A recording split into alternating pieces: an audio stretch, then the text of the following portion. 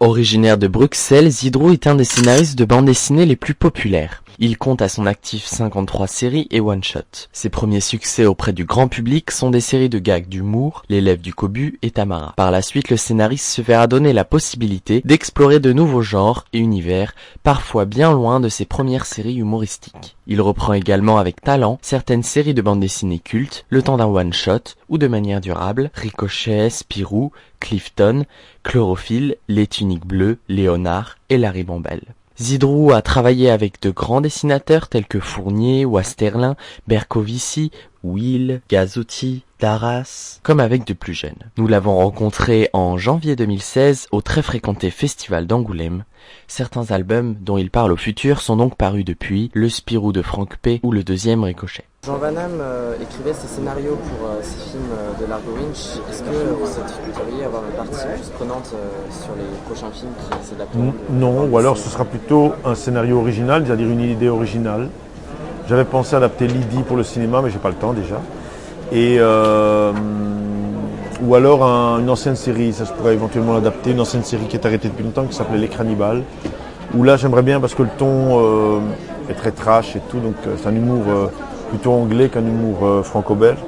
Mais sinon, si je dois écrire pour le cinéma, je préfère écrire une histoire originale. Sinon, j'aurais l'impression de faire comme les vaches et de remonter ce que j'ai déjà digéré pour le remâcher, pour le réavaler. Et à mon âge, j'ai envie de reprendre toute la même chose. On va parler un petit peu de Jean-Marc Krings. Oui. Comment êtes-vous venu à travailler avec lui sur WOW après la reprise de La Ribambelle? Lui, c'est lui qui m'a contacté. On avait fait La Ribambelle et alors, quand on a dû malheureusement... On n'a pas pu faire le troisième Ribambelle qu'on aurait vraiment bien eu envie de faire parce que l'attente en chiffre de vente de Dargo était très élevée. Il m'a demandé si j'avais du boulot, j'avais rien, donc j'ai repris un projet qui avait été lancé en son temps pour un autre dessinateur pour Spirou qui n'avait jamais abouti. Je l'ai terminé et j'ai fait waouh, et il a fait. Qu'est-ce qui vous a inspiré pour la nouvelle aventure de Clifton aussi? Donc de Clifton, eh bien, en fait, quand Philippe Turc était resté, il n'avait pas de scénario à ce moment-là et il avait envie de reprendre Clifton qu'il avait fait dans les années 40, il y a 40 ans, dans les années 70, il n'est pas si vieux que ça, avec Bob de Groot. Une période que j'apprécie beaucoup des aventures de Clifton, je lisais ça quand j'étais lecteur du journal de Tintin. Et donc j'ai cherché à faire j'ai écouté, je savais qu'il était en manque pour dessiner des bagnoles, il adore dessiner des bagnoles, donc j'ai fait une aventure avec des bagnoles. J'ai voulu une aventure très English et puis le thème est venu rapidement. Je suis moi-même un gaucher contrarié, donc c'est venu assez rapidement. De toute façon, j'avais pas le choix parce que j'ai dû faire ça rapidement et donc et je me suis vraiment amusé. Et lui aussi. Donc, et moi, je suis en train d'écrire le suivant. Pour Ricochet, pourquoi le choix du caméléon? Parce que ça devait être un vu par. Donc j'ai fait un album référentiel. Et c'est après que les ayants droit, l'éditeur, ont dit des différents projets qu'on a, ce qu'on préfère, c'est votre version à vous, Simon Van Liemt, le dessinateur, et Zidrou. Et donc c'est toujours délicat comme situation, mais ils ont dit aux autres au revoir. Et finalement, ce qui devait être un vu par est devenu la série mère. Vous reprenez d'une manière remarquable Ricochet, Clifton. Est-ce que vous pensez malgré cela qu'il y a certaines séries qui ne devraient pas être reprises, qu'il ne faudrait pas toucher? Je ne sais pas. Je ne me pose pas ce genre de questions.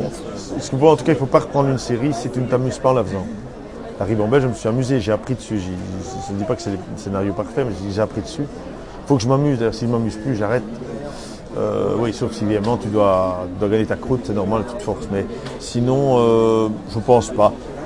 Est-ce qu'on peut interpréter, est-ce qu'on peut encore chanter des chansons qui étaient chantées par Billie Holiday ou je sais pas, tu vois ce que je veux dire. Le principe du jazz, par exemple, c'est que tout le monde joue les chansons de tout le monde.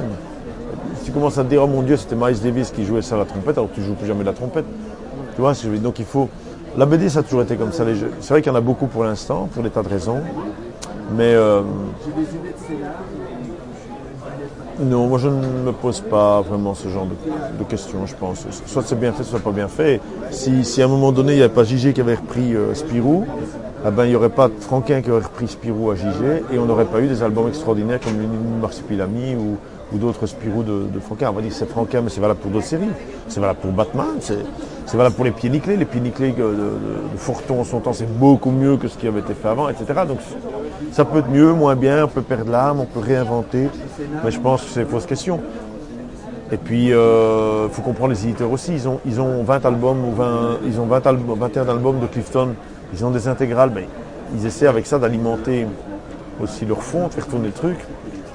Et c'est vrai que c'est plus facile si c'est bien fait, c'est plus facile de remettre un ricochet en avant que si Simon et moi, on avait lancé une nouvelle série. On n'aurait jamais vendu plus de 25 000 albums si on avait lancé une nouvelle série. Donc c'est aussi une réalité. Mais à côté, il ne faut pas oublier que parce qu'on vend et que Ricochet marche très bien, ben, l'éditeur, il peut aussi publier des trucs à risque, essayer des nouveaux trucs plus compliqués.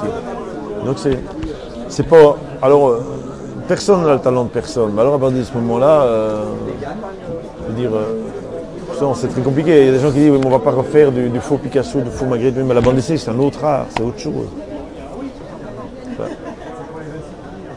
Comment avez-vous travaillé sur Oriol avec le dessinateur, avec Oriol sur la série Peau de l'ours? Ben, c'était son premier album, donc j'ai opté pour quelque chose de techniquement pas trop difficile, notamment avec des narratifs qui lui permettaient... On va couper ça. Il lui permettait de...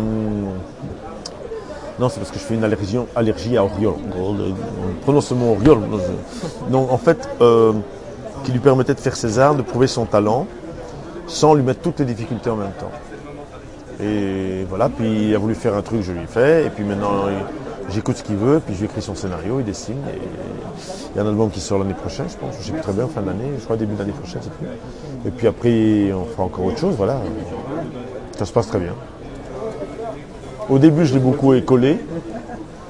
Et puis maintenant, il faut laisser proposer. De temps en temps, je dis, ah oui, là, il y a un petit problème. Puis c'est tout. Vous avez commencé avec la bande dessinée, davantage dans des registres réalistes de l'art des enquêtes. Comment vous êtes arrivé à choisir Non, c'est en fait, j'ai toujours voulu faire de différents registres, mais on m'avait catalogué dans mon registre jeunesse, surtout avec le succès du Covid. Donc on me refusait les autres séries scénarios. Il m'a fallu pendant 10 ans me battre pour arriver à placer certains scénarios. Et puis une fois qu'ils ont découvert que je marchais à faire autre chose que des conneries, maintenant je fais pas le même travail de bouquin à l'époque. Les films avancent très bien, normalement, il ne devrait pas y avoir de problème pour une sortie du septembre. Nous, il y a un succès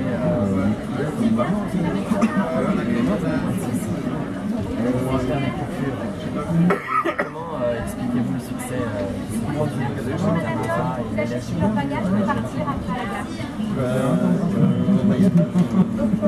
Cobu, c'est parce que je crois que les gamins, on a toujours un attachement quand les prisonniers.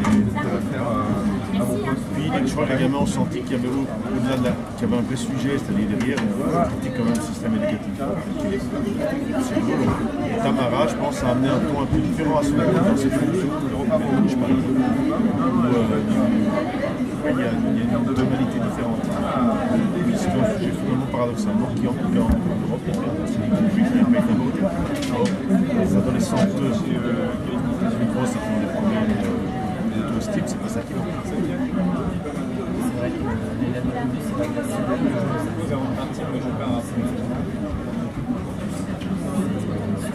La série, c'est mon état. C'est ma série qui marche le plus. Ça m'a permis justement de tenir 10 ans où on faisait des scénarios. Ce qui m'a permis de capter c'est pas les gammes qu'elle m'a mis, une famille, des enfants. C'est ce qui m'a permis de passer par ça. C'est pas une traversée des airs, c'est une période un peu difficile quand c'est des trucs qui font autre chose. Une dernière petite question au niveau des gags sur vos deux séries principales, Tamara et l'élève du Covid. Ça vous vient comment? C'est dans la vie de tous les jours, vous prenez des notes quand vous avez... Ça arrive, mais c'est rarissime. En général, je me mets à réfléchir, j'ouvre mon ordinateur, je réfléchis. Mais quand j'ai une idée du Cobu, par exemple, je la note dans mon petit carnet et puis je la mets dans le dossier du Cobu, quoi. Ça arrive. Ou une réflexion, une discussion, un gamin qui dit quelque chose. Bon, pour l'instant, j'ai pas énormément de temps où mon cerveau peut divaguer ou vaquer. Donc c'est un petit peu, je sais que la semaine prochaine par exemple je dois terminer, je dois écrire 2 gags de Ducobu. Bon, ben, je m'assierai, je ouvrirai mon ordinateur, je réfléchirai, j'essaierai que ce soit chouette. Je regarderai ce que j'ai déjà écrit. Et donc si par exemple il n'y a pas de gags de copie, j'essaierai de trouver des gags de copie. Parce que le challenge il est là, c'est que c'est toujours la même chose. Il faut faire du neuf avec toujours la même chose. Quels sont vos projets aujourd'hui, en ce moment? 3 millions. 3 millions. Là, je dois continuer le Clipson, je dois continuer sur le Ducobu 23. Je dois écrire en rentrant les Beaux Étés 3 et je dois écrire le volume 2 d'une série qui sort à partir de janvier prochain avec Recep Homme qui s'appelle Chi. Ce sera donc Chi 2, puisque le 1 est en phase de dessin. Et ça, c'est tout ça et d'autres petits brols. Un album avec Edith, un autre album avec Francis Porcel, tout ça avant mon départ en Australie à la mi-mars. Donc j'ai de quoi m'occuper. Et puis après, il y a d'autres trucs. Ne m'embête pas. Le prochain Ricochet Normalement, sort à l'automne. D'accord. Il est déjà écrit, j'écris le 3e en juillet. D'accord. Ce sera tout. Ben, merci, au revoir.